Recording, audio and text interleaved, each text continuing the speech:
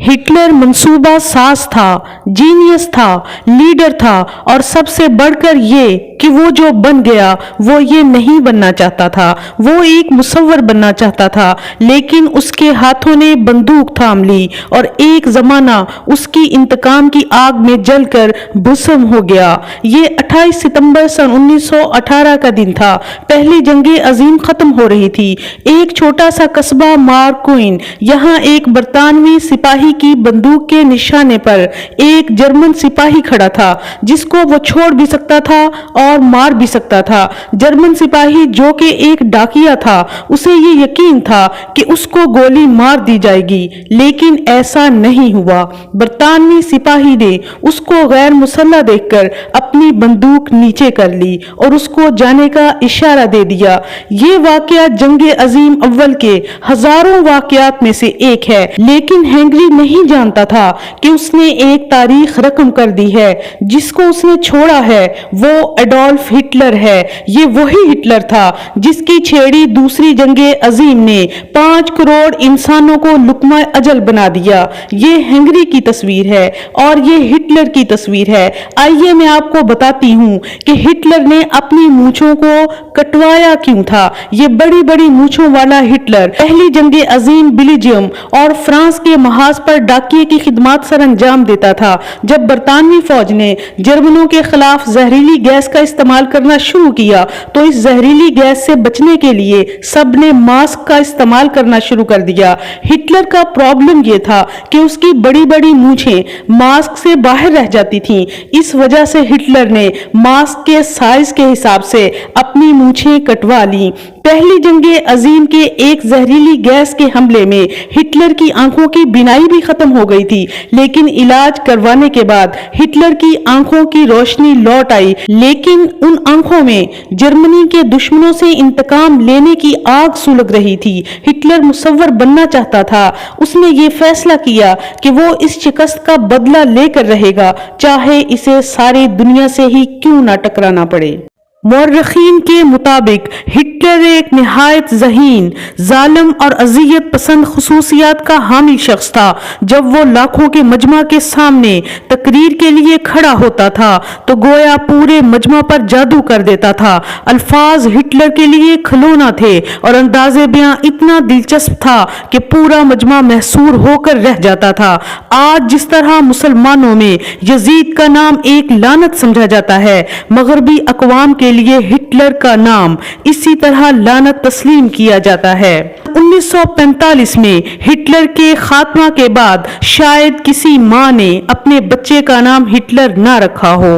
Hitler ने अपने दौरे ज़माना में 60 लाख यहूदियों को इतनी बेदर्दी और अज़ियतनाक तरीके से मारा कि उन पर तेजाब डालकर उनके जिस्मों को जलाकर राख कर दिया था। लेकिन सिर्फ 600 यहूदियों को छोड़कर ये तारीखी अल्फाज कहे, मैं इन्हें सिर्फ इसलिए छोड़ रहा हूँ ताकि दुनिया समझ जाए कि मैंने बाकी यहूदियों को क्यों मारा था। हिटलर एक निहायत गरीब घराने से ताल्लुक रखता था। वो 20 अप्रैल सन 1899 को ऑस्ट्रिया में पैदा हुआ।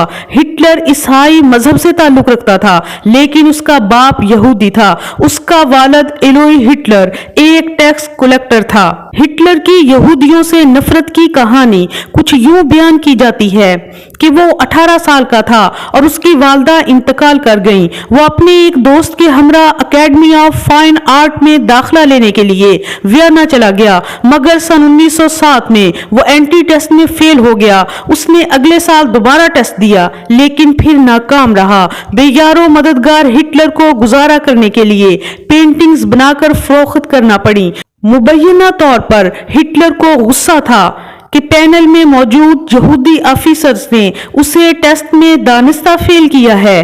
नाकदीन के ख्याल में अगर academy of fine arts Vienna Hitler को दाखिला देने से इनकार न करती तो वो एक अच्छा आर्टिस्ट बन जाता और दुनिया इतनी हौलनाक तबाही से महफूज रहती। हिटलर की यहूदियों से नफरत को मोहब्बत की एक कहानी से भी जोड़ा गया है कि इसे अवाई जवानी में एक यहूदी लड़की से मोहब्बत हो गई थी। इस लड़की की बेवफाई की वजह وجہ سے اس کے دل و دماغ میں یہودیوں کے خلاف شدید نفرت بھر گئی تھی۔ اگر یہ کہانی سچی ہے تو انسانی تاریخ میں کسی محبوب کی بے وفائی کی اتنی بھیانک سزا شاید ہی کسی کو ملی ہو۔ سن 1913 میں ہٹلر آسٹریا سے جرمنی چلا گیا اور جرمنی کی فوج میں ایک سپاہی کی حیثیت سے ملازمت کے لیے اپلائی کیا، لیکن کامیابی نہ مل سکی کیونکہ ہٹلر کی صحت بہت کمزور تھی۔ فوج کے کمانڈرز نے ہٹلر کو یہ کہہ کر واپس کر دیا کہ تم تو ایک بندوق اٹھانے کے قابل بھی نہیں ہو۔ لیکن جب جرمنی پر دوسرے ملکوں نے حملہ کیا اور حالات خراب ہو گئے تو مجبوراً جرمنی کمانڈرز نے ہر طرح کے لوگوں کو فوج میں بھرتی کرنا شروع کر دیا۔ اس طرح ہٹلر کو بھی فوج میں ملازمت کرنے کا موقع میسر آیا۔ ہٹلر نے پہلی جنگ عظیم میں ایک ڈاکیے کی حیثیت سے فرائض سر انجام دیے تھے، کیونکہ اس کے افسران کے نزدیک ہٹلر میں قائدانہ صلاحیتوں کی کمی تھی۔ سن 1919 میں ہٹلر جرمن کی ورکرز پارٹی کا رکن بن گیا۔ سن 1921 میں وہ پارٹی کا چیئرمین منتخب ہوا۔ سن 1930 میں منعقد ہونے والے انتخابات میں نازی پارٹی جرمنی کی دوسری بڑی پارٹی بن گئی۔ سن 1933 کے انتخابات میں نازی پارٹی اکثریت حاصل نہ کر سکی، مگر سب سے بڑی پارٹی کی حیثیت سے صدر نے ہٹلر کو حکومت بنانے کی دعوت دے دی اور ہٹلر ملک کے سب سے اعلیٰ عہدے وزیر اعظم تک پہنچ گیا۔ حکومت ہاتھ آتے ہی اس نے جرمنی کے لوگوں کو یہودیوں کے خلاف بھڑکانا شروع کر دیا اور بالآخر عیسائی یہودیوں کے جانی دشمن بن گئے۔ جب ہٹلر نے محسوس کیا کہ میں جرمنی کے لوگوں کا سب سے مقبول ترین لیڈر ہوں اور جرمنی کے تمام لوگ میری بات مانتے ہیں، تو اس نے یہودیوں کے خلاف ایک قانون پاس کیا کہ دنیا میں جتنے بھی یہودی ہیں ان کی نسلوں کو ختم کر دیا جائے اور ساری دنیا یہودیوں کی گندگی، فتنے، فساد سے پاک ہو جائے، کیونکہ وہ جانتا تھا کہ ان یہودیوں نے ہزاروں نبیوں کو قتل کیا ہے اور یہ ہمیشہ سے ہی لوگوں پر ظلم ڈھاتے آئے ہیں، اور حضرت عیسیٰ کو سولی پر چڑھانے کی ساری پلاننگ انہیں یہودیوں نے کی ہے۔ چنانچہ ہٹلر نے تمام یہودیوں کو جرمنی میں بلایا، پھر اتنے دردناک طریقے سے قتل کیا کہ آپ بھی سن کر حیران رہ جائیں گے۔ اس لیے جرمنی کے تمام لوگ ہٹلر کے اس فیصلے پر عمل کرنے کے لیے تیار ہو گئے۔ پورے جرمنی میں 60 لاکھ سے زیادہ یہودی موجود تھے اور دوسرے علاقوں اور شہروں سے بھی یہودیوں کو بہانے سے جرمنی بلا کر اکٹھا کیا گیا تھا۔ اگر ان سارے یہودیوں کو ایک ہی وقت میں قتل کیا جاتا تو وہ ان لاشوں کا کیا کرتے؟ چنانچہ ہٹلر کے ساتھیوں نے یہ طریقہ نکالا کہ ان یہودیوں کو ہم بہت بے دردی سے قتل کریں گے اور ان کے جسموں کو گلا کر اپنے کھیتوں کے لیے کھاد کے طور پر استعمال کریں گے۔ لہٰذا ایک بہت بڑی فیکٹری قائم کی گئی جس میں علیحدہ علیحدہ سیکشن تیار کیے گئے۔ ہٹلر کے حکم پر ہزاروں یہودیوں کو ایک ساتھ پکڑ لیا جاتا اور پھر اس فیکٹری میں لے جا کر ان کے کپڑے اتارے جاتے تاکہ ان کپڑوں کو جرمنی کے لوگ استعمال کر سکیں، اور پھر سب یہودیوں کو برہنہ کر کے اگلے سیکشن میں پہنچا دیا جاتا اور پھر سارے یہودیوں کے بال کاٹ دیے جاتے، یہاں تک کہ عورتوں کے سروں کے بال بھی کاٹ دیے جاتے تھے۔ بال کاٹنے کے بعد ان یہودیوں کو اگلے سیکشن میں پہنچایا جاتا تھا۔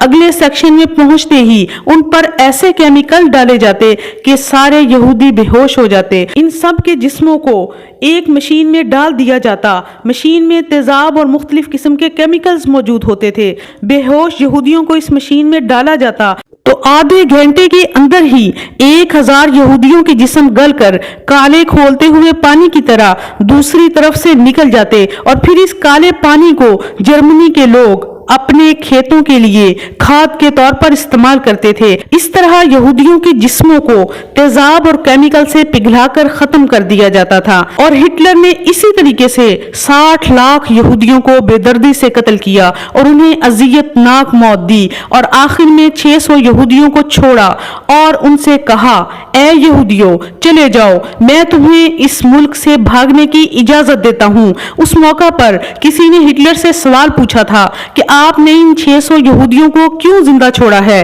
تو ہٹلر کا مشہور جواب تاریخ کی کتابوں میں موجود ہے۔ ہٹلر نے کہا کہ میں نے ان یہودیوں کو صرف اس لیے چھوڑا ہے کہ آنے والی نسل یہ جان لے کہ میں نے یہودیوں کو قتل کیوں کیا تھا۔ کہا جاتا ہے کہ ہٹلر زندگی کے آخری ایام میں 50 فٹ زیر زمین بنائے گئے ایک بنکر میں رہتا تھا۔